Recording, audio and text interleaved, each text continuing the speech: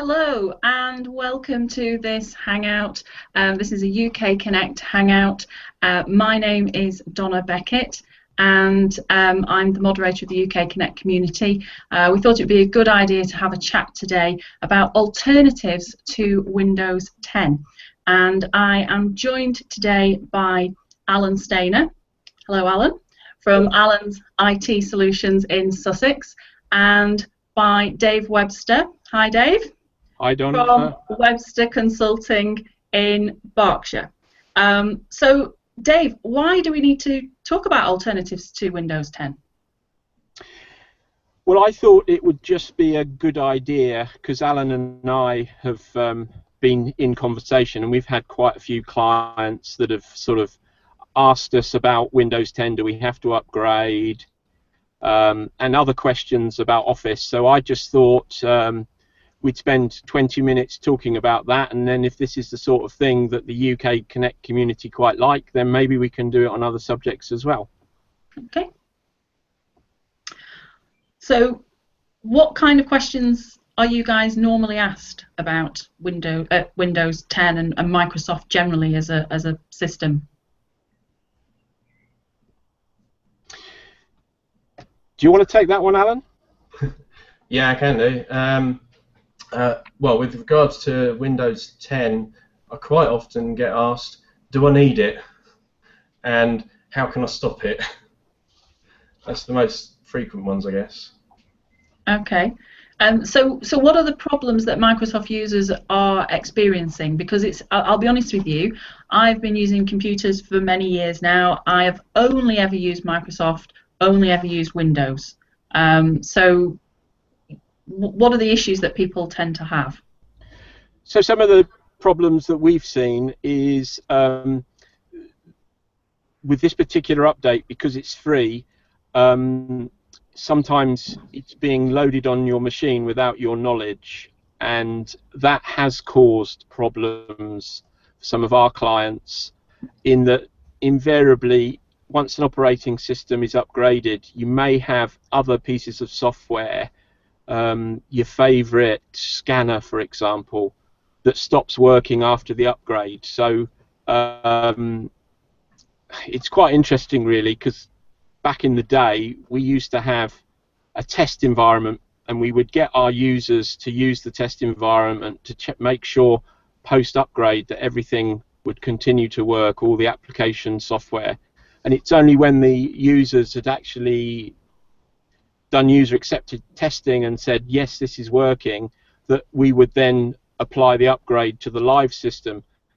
And what's happening, what I found, I don't know whether Alan's seen similar, but what I found is some of our customers didn't even know that they've been upgraded to Windows 10, and things have then stopped working, and then we've been in a discussion with regards to how do I get back to where I started from. Is that the sort of thing you get as well, Alan?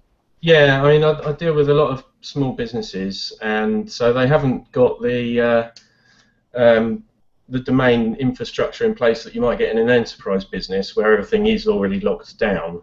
So they find that they turn up one morning, their computer's doing an update, and all of a sudden they've got Windows 10 because they hadn't read the blurb that popped up properly or something like that. Yeah, and then they have problems.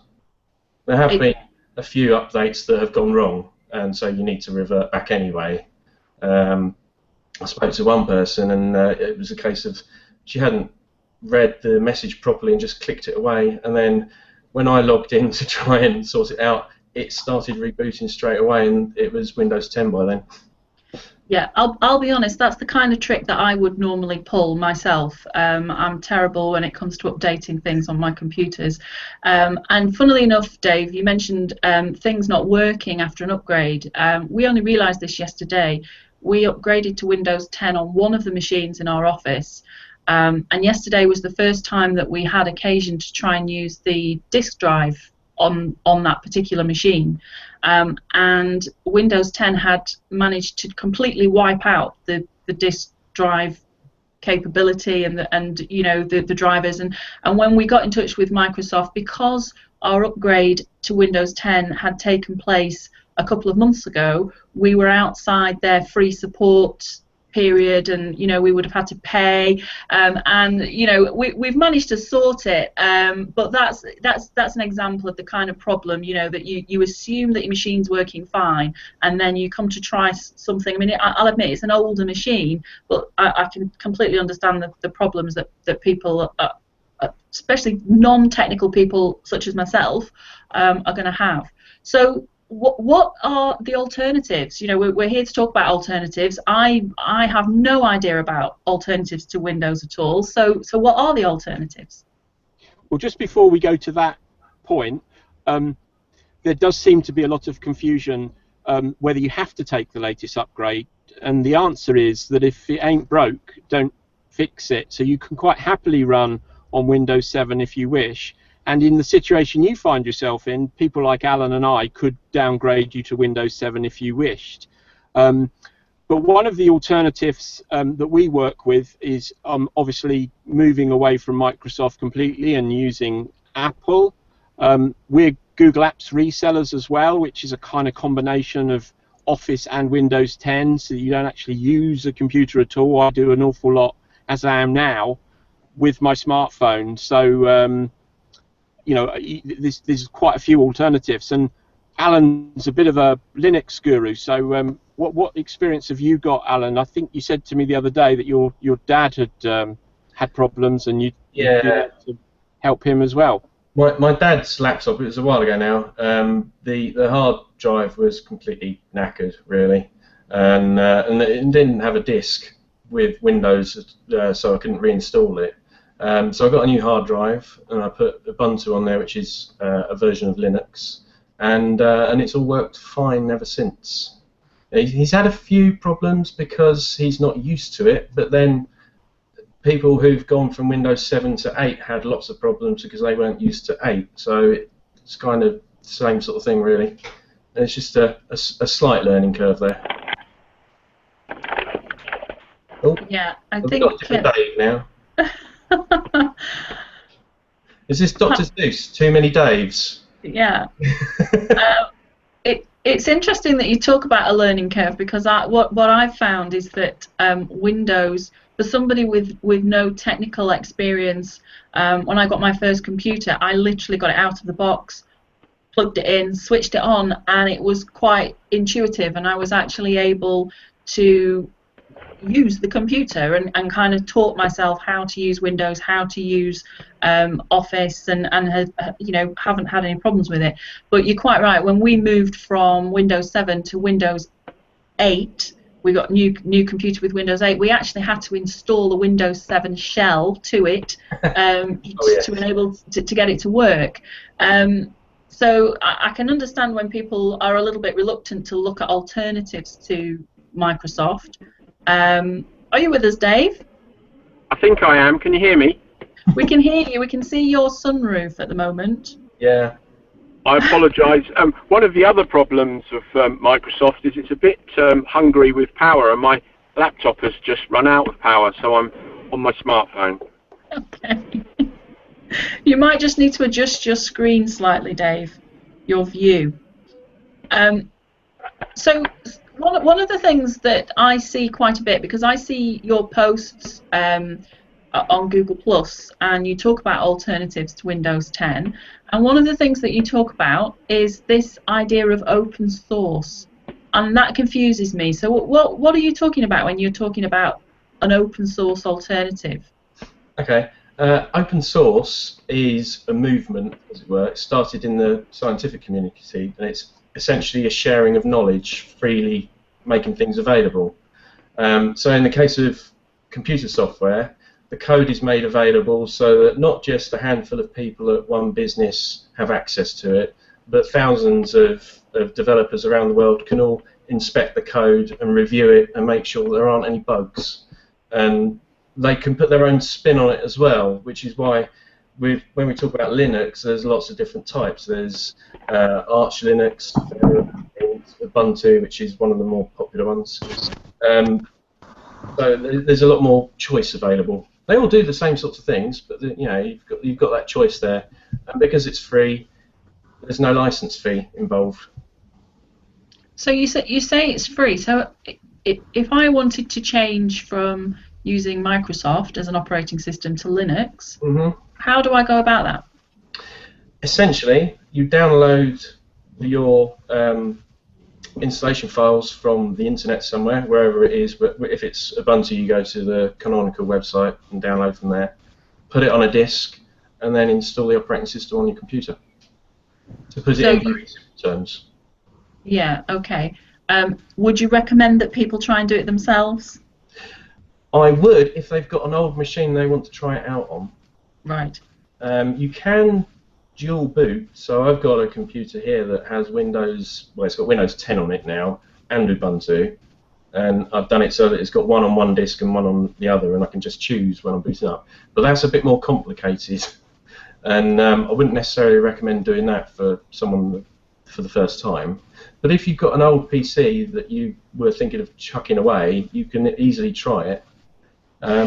The same with Chromebooks as well. There's a version called Cloud Ready, which is done by I think they're called Neverware or something, and you download that, install it, and it's essentially Linux, and it's Chrome OS. The other thing, sorry, can you hear me? Yeah. The other thing that I would mention with regards to that is Dell themselves are actually selling a laptop with Ubuntu pre-installed, so you can actually purchase the hardware with the software or the operating system pre-installed. So that's another option, really. Okay. That's right, actually. And also, a week or two ago, I found a British company that are building laptops and desktop PCs with Ubuntu built in. So I'll try and remember where the link is, and I'll put that in at some point. Okay. One other point that I think I've kind of got my head around it now, but for a long time, you do sort of get a little bit confused about these things. Is the difference between an operating system on your computer and a suite of tools that you use for the tasks that you're doing on the computer. So obviously, one of the things that, the main suite of tools that I use on my PCs is Office. So what's the difference between the two? When we talk about Microsoft, are we talking about Office? Do people sort of appreciate the difference between those two products? I speak to a lot of people that seem to use the term Office and Microsoft and Windows, all three terms, they use them interchangeably. So there is confusion there. But yeah, the operating system is the thing that runs the computer. And then the software like Office and Photoshop and things like that is what is on top of that. Okay. But yeah, there is confusion.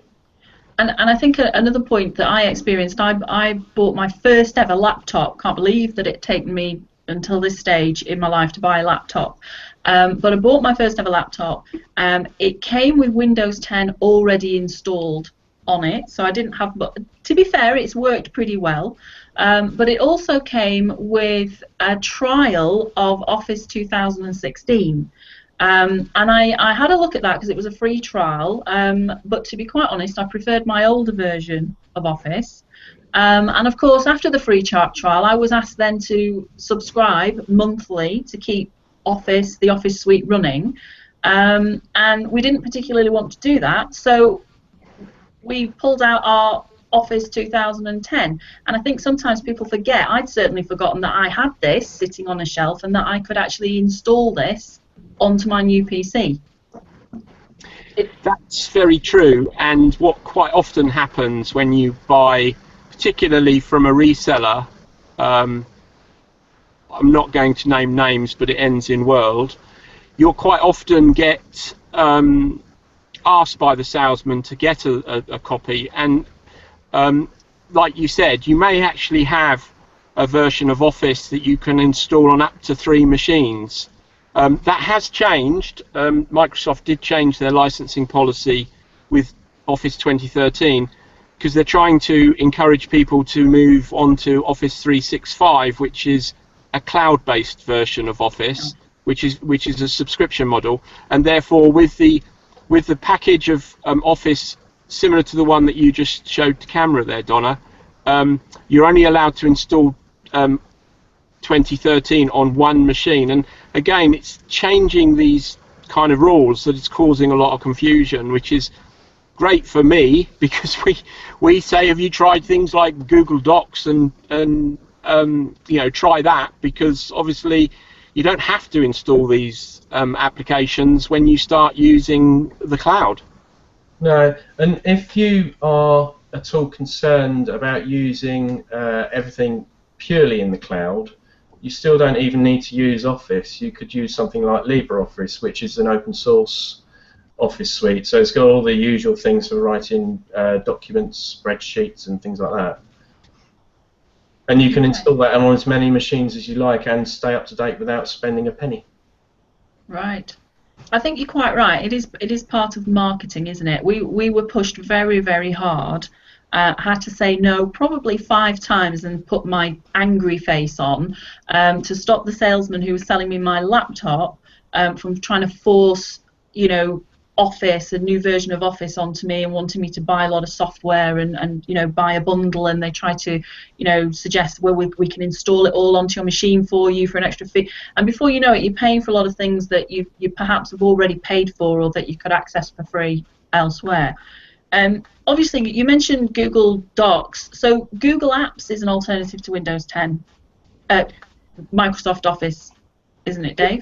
Yes, it is. So I know this is kind of how you and I met, through the free version of Google Docs, because obviously anybody that's got a Gmail account might not know this, but they have access to Google Drive, and if you click on Google Drive you can see docs and sheets and